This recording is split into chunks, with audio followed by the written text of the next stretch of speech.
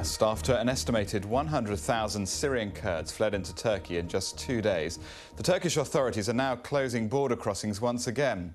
There were clashes on Sunday between the two sides, with tear gas and water cannon fired at Kurds trying to cross back into Syria to join the fight against Islamic State militants. Some of the refugees have been sheltered in overcrowded schools, but Turkey is already overwhelmed. Our correspondent Mark Lewin reports now from the Turkish side of the border. In a scorching no man's land, they wait. Syrian Kurds desperate to flee.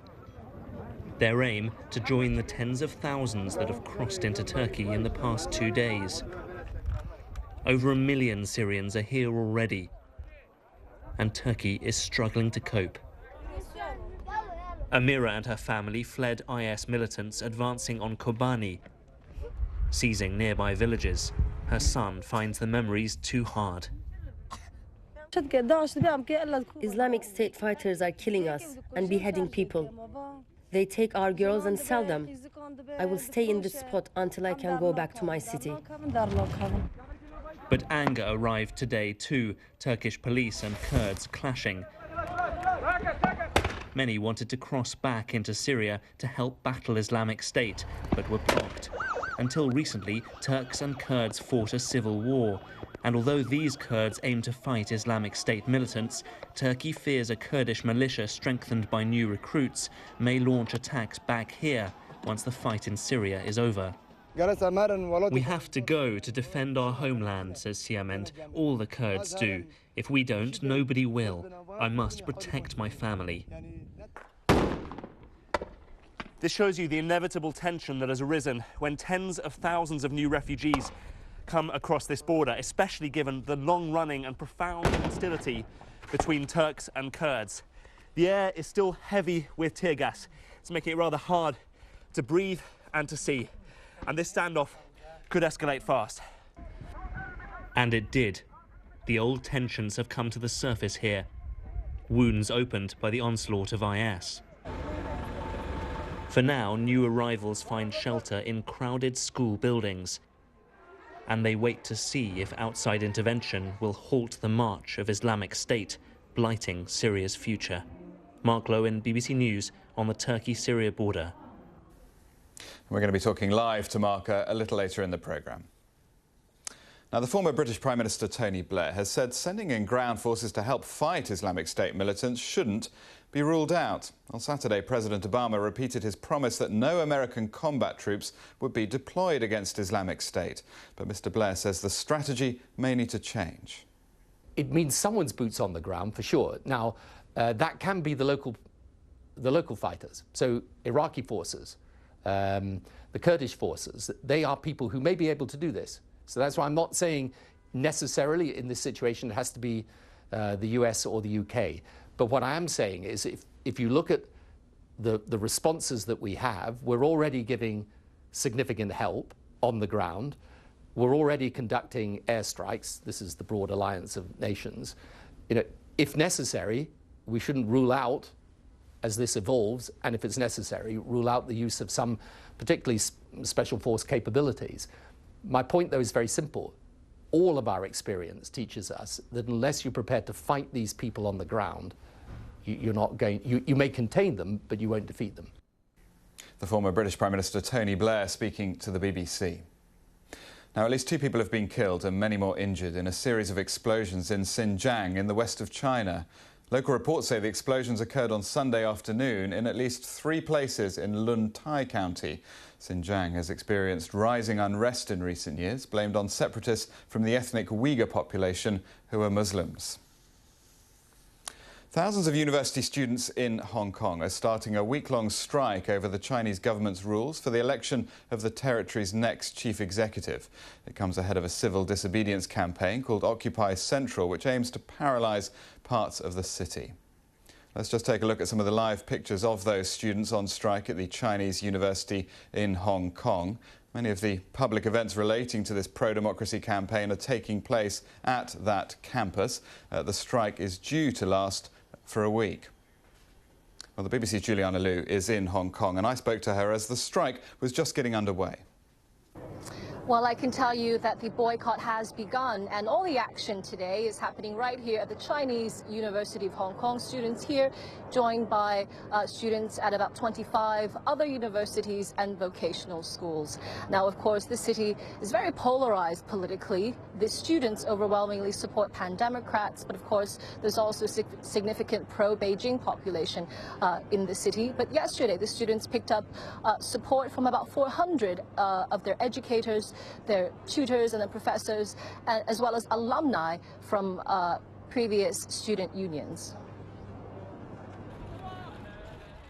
Lending a hand. These former students and their families are pledging their support to the thousands of current university students in Hong Kong taking part in a week-long strike. Protest organizer Alex Chow welcomes the encouragement. We would like to awaken other Hong Kong people because now Hong Kong is facing a very deteriorating situation ahead. And that's why the new generation would stand up and speak up. And universal strike is one way to demonstrate that discontent. In addition to boycotting classes, the young activists plan to hold a series of rallies and public lectures right here in Tamar Park, which is located just next to the city's parliament and also the main government offices. Now, the goal is to put pressure on the Hong Kong and Chinese governments to loosen restrictions on who can run for the position of chief executive in 3 years. Chinese officials outlined those rules at the end of August. Everyone in Hong Kong will be able to vote, but the candidates must be approved by more than half of a nominating body that is expected to be filled with Beijing loyalists. Only 2 or 3 candidates will be allowed. The decision was a blow to those who took part in an informal referendum in June. More than 90% of the nearly 800,000 who voted wanted the public to have a more direct say in who can run. Following the vote, hundreds of thousands marched on the 1st of July, a day that was meant to celebrate the end of British colonial rule, that has since become synonymous with an annual pro-democracy demonstration. This year, protesters staged a sit-in in the central business district. It was seen as a rehearsal for a much larger civil disobedience campaign called Occupy Central, which is expected to begin in just a few weeks after the week-long student strike. Well, as you can see, preparations behind me underway for a public assembly in just a few hours. Tomorrow, all this moves to the center of town, to an area just next to the main government offices. Juliana Liu in Hong Kong. Time for the business news, and Sally is here. Good morning. Good morning, What have James. you got for us today? We are focusing on climate change. In New York, it's Climate Change Week. Also, the UN are meeting this week to discuss the issue, how it's changing and affecting our lives. And so throughout the week on World Business Report, we will focus on the issue. And today, our report is on how farmers in India are using the latest technology to overcome the challenges. And there are enormous challenges in that part of the world. The Asia Development Bank, in fact, is warning the impact of altered weather patterns could have a huge effect on the Indian economy, wiping off the equivalent of around 9% of GDP each year by the next century. So we'll look at what they're doing there to counter the problem of climate change. Also, the pilot strike at Air France is entering its 2nd week today, and now the French Transport Minister Alain Vidales is saying that the fate of Air France is at stake. Pilots are protesting over the firm's plan to develop its budget carrier Transavia, where pilots are paid less. We'll have more detail on that. And we're looking at General Motors recalling another 220,000 cars, this time to correct a brake defect that could increase the risk of fire. GM is saying it's not aware of any deaths or injuries resulting from this particular defect. However, the recall is affecting GM's Cadillac XTS model from 2013 and 2014 and recent versions of the Chevrolet Impala. Most of the owners are in the United States and Canada. More on those stories and the other business news in about 20 minutes. See you soon. Thank you very much. See you a little later. Now, Kenya has been marking 1 year since the Westgate shopping mall attack by the Somali Islamist group Al-Shabaab. At least 67 people were killed and over 200 were injured. Despite initially naming the 4 gunmen, a year down the line, the government says it can't be sure they were indeed the attackers. The president promised a full inquiry, but this still hasn't happened. The BBC's Dennis Akari looks now at the issues that continue to haunt the Kenyan government. It was a Saturday afternoon, and the busiest shopping mall in Kenya was packed with over 1,500 people. Suddenly, everything changed when gunmen stormed in. The unfolding horror turned this busy shopping complex into a war zone that changed Kenya forever. Al-Shabaab had brought its fight to the very heart of the country. 1 year later, the Westgate Mall remains closed to the public. However, there are plans to rebuild it. But some of those who are caught up in the indiscriminate killing spree are not too enthusiastic about it reopening. And every little hole is... Shamim was attending a children's cooking competition on the rooftop of Westgate when two gunmen walked up the ramp leading to the area and started shooting everyone in sight. She grabbed a boy's hand as they ran for their life. The gunman shot her twice on the back. I went down onto my side. I think he came across me, the little boy, and it's quite sad because he died in my arms. Initially, a few police and members of the public tried to repel the attack. After a few hours, the government decided to send in the military. One of those involved in the operation who didn't want to be identified told us that's where things started to go wrong. The police think that they were undermined. The military thought the police did not give them enough information. So everything went wrong. The siege finally ended after 4 days when the military blew up part of the mall. The government quickly named the 4 attackers and claimed they were killed in the blast. But we've been told by Kenya's lead pathologist who examined the remains that they still can't be identified. They shall not get away with their despicable and beastly acts. President Uhuru Kenyatta promised to set up a commission of inquiry, but to date, nothing has happened.